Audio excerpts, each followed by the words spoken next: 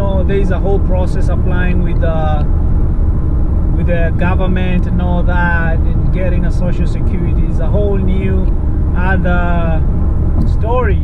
So financially, you need to support or have enough money for your kids, and you need to call them, and I'm sure you're not gonna squeeze all the information you would want concerning the welfare of your child in America from just a phone call or texting them. You also need to find a way when they break for summer, they can just come back home and visit. That way you can be able to have a one-on-one with them and find out if America is really working for them. Because I'm telling you, some parents, you bring your kids to America and those kids are like, the moment they step in and they're here for a few days, they're like, this is not for me. They know why they're here for education and all that. But they step in here, depending on the state they go to or the city, and some of them are 100% sure this is not for them. You know, once that cold season sets in, it gets you traumatized, man. I remember when I got in America and it started snowing and started getting cold, man, I just could not handle the cold. I wanted to go back home. And it's human nature, you know.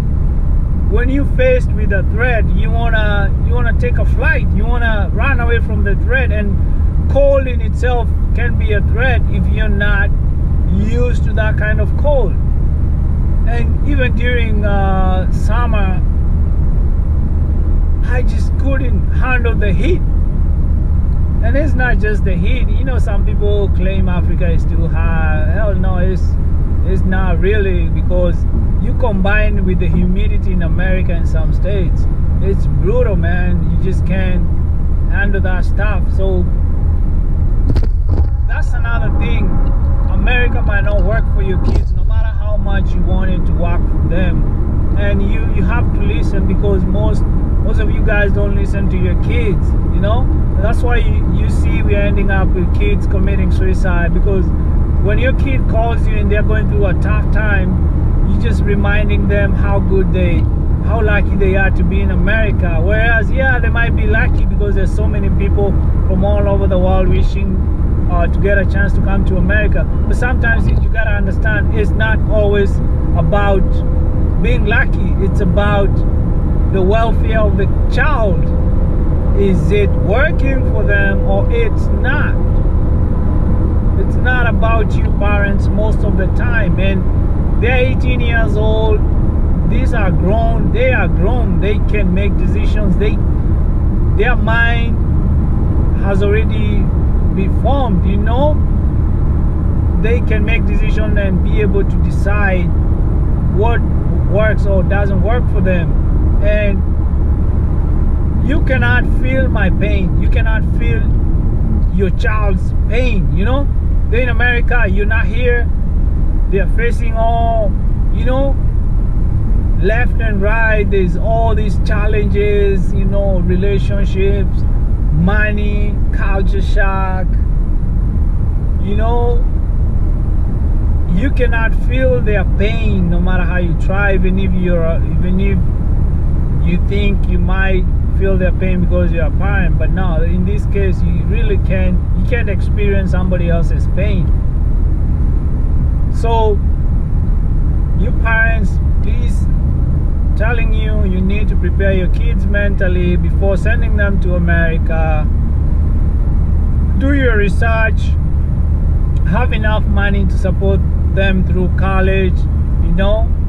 Trying to connect with positive people who are gonna have a positive influence and look after your kid, you know. Call them or just visit them, have a personal conversation, you know. And because America is not what you think. It's not Africa. People here are individualistic, you know. People live close to each other and they don't even know other people's name, you know.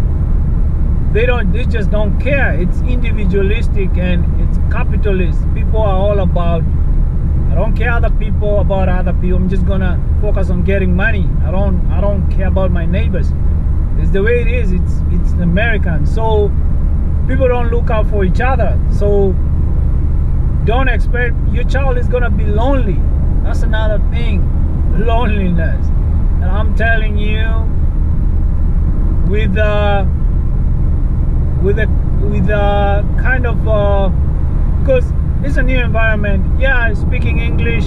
Yes, most African kids, they grow up speaking English, but then again, you gotta understand the English mostly you speak from Africa. You have an accent.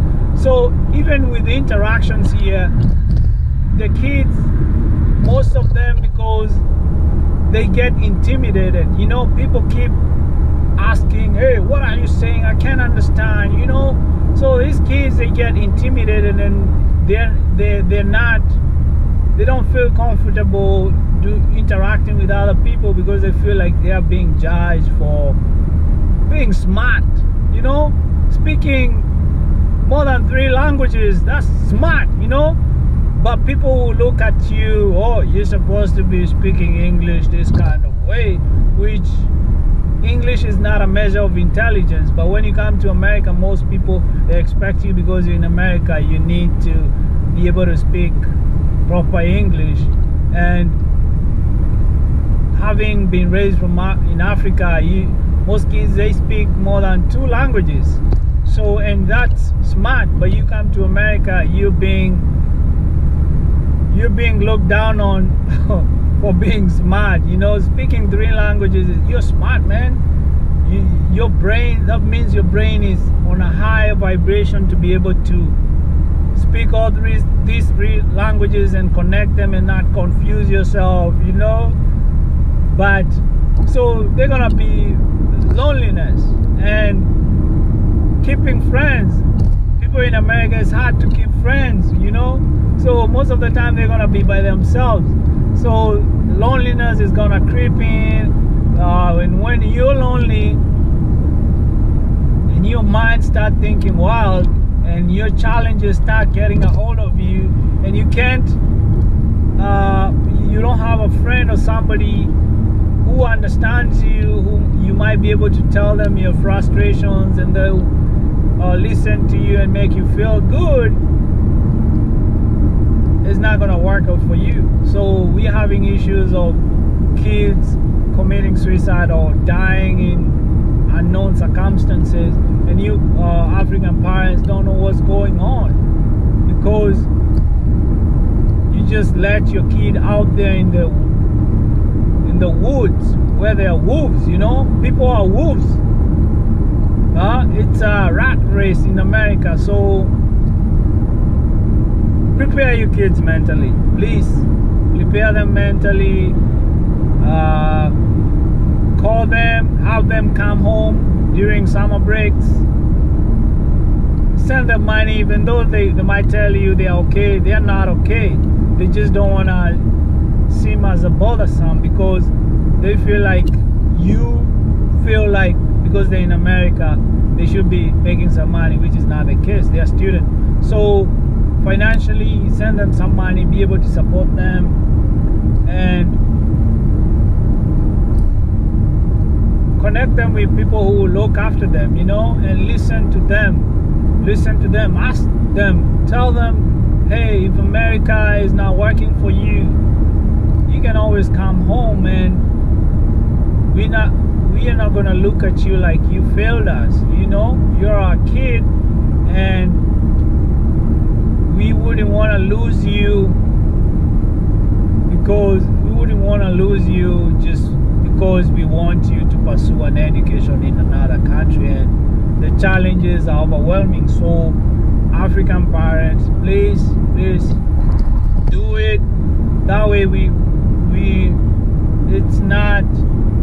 it's not good to hear young kids losing their lives, you know, committing suicide because they just can't handle the challenges in life.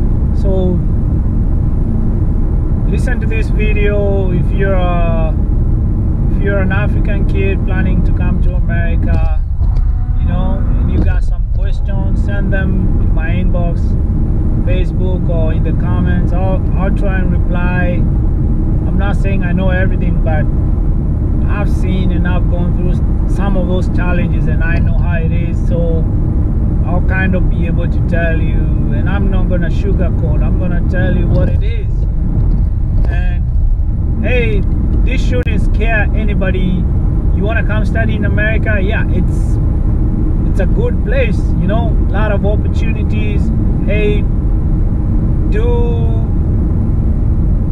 your stuff, get your documentation right, you know, apply with them.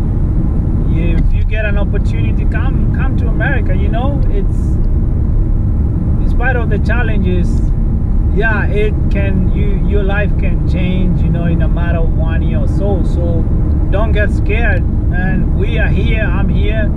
So a lot of people are here. If they got scared, they wouldn't be here. So take a chance. Don't, you know, I got those people asking me, oh, do you think I should take a chance coming to America? Of course, if you have an opportunity and you get your visa, you know, everything legal, take the chance, take the risk. Life in itself is a risk. When you wake up every day and you're going out there and driving or whatever you're doing, it's a risk in itself. So take a risk if you can. But anyway, you guys, hey, you got more questions, send them in the comments. And you guys take care. We'll talk.